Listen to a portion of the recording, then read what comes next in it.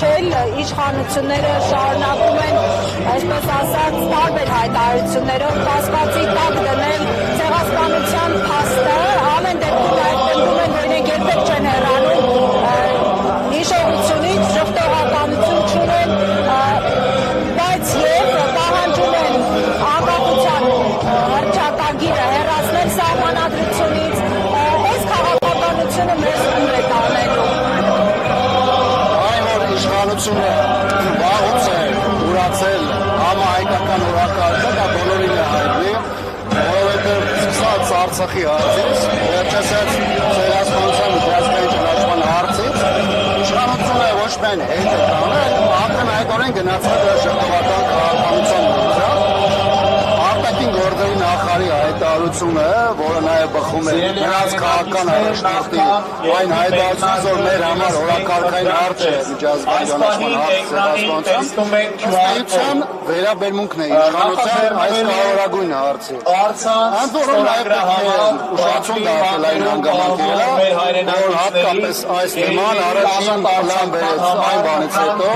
երբ որ իշխանությունը 20 թվականից հետո հատկապես տեսանի ձևով սկսեց հետևականորեն կատարել ադրբեջանական պահանջներուն եւ նախապայմանները։ Առանձին բլոկով իրականացում է թուրքական նախապայմանները, առանձին բլոկով իրականացում է ադրբեջանական նախապայմանները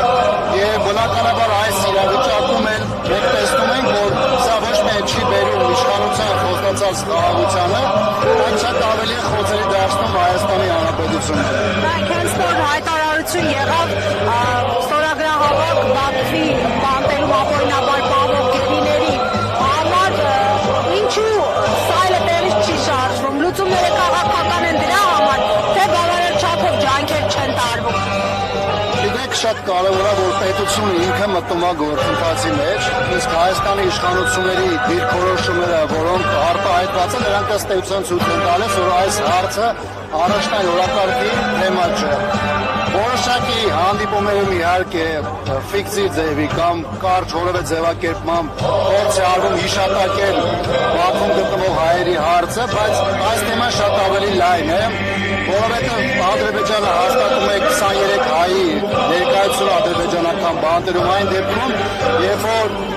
տարբեր տելեգրամյան ալիքներում, տարբեր վկայություններով Ադրբեջանում գտնվող հայերի թիվը շատ ավելի մեծ է, քան Ադրբեջանը պաշտոնապես հաստատում է։ Կային այնտեղ նաև բռնի անհետացման տասնյակներով դեպքեր եւ այդ մարդկանց հարազատները այսօր բավականին ակտիվորեն նաև պայքարում են, որպեսզի Հայաստանի իշխանությունը կարողանա այս թեման ոչ միայն միջազգայնացնել, այլ հասնել նրան, որ Ադրբեջանը իրական թիվը նաև այս տեսանկյունից հաստատի։ Տեսեք, որ թեմայից խոսում ենք, արդեն 3 թեմա ենք արտացել, Հայաստանի իշխանության դիրքորոշումը որևէ ձևով հայության մոտեցումները չի արտահայտում, եւ եթե իշխանությունը դա համարում է, որ այդ հիճողականությունը նրա համար է, որպեսզի մենք կարողանանք խաղաղության հասնել, ապա ես եւս մեկ անգամ պնդում եմ, որ այս հիճողականությունը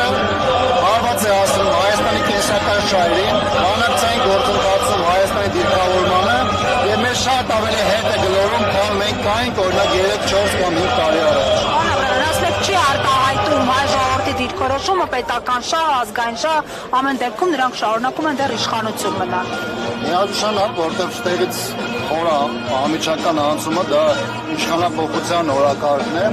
Հայաստանում գործող եւ ազգային դիրքերից հանդես եկող բոլոր կենսունակ եւ առողջ ուժերի հենց մոտեցումը դրանում է արտահայտված, որովհետեւ մենք ինչ գլխավոր խնդիրների մասին խոսում ենք, մեր համար գոնե հստակ է, որ դրանք առանց իշխանության փոփոխության չեն լինելու, որտեղ սա ոչ թե ինչ-որ պահի տարերայնորեն եկած մոտեցում է արտահայտված, այլ հենց իշխանության գաղափարական մոտեցումն է։ Իսկ իշխանությունը կամ դրա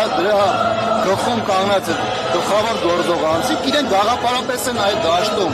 Երբ որ ասում են, որ դուք ներկայացնում եք թուրքական նարատիվը, եւ դուք ասում եք դուք ներկայացնում եք թուրքական օրակարգ, դա նրանց չի վիրավորում։ Նրանք համարում են, որ դա է Հայաստանի ճանապարհը, հասկանում եք, եւ այստեղ գաղափարական բևեռացում, ասա մենակ քաղաքական հարց չի։ Գաղափարապես այդ մարդիկ են այդպեսի, եւ սրանով է պայմանավորված, որ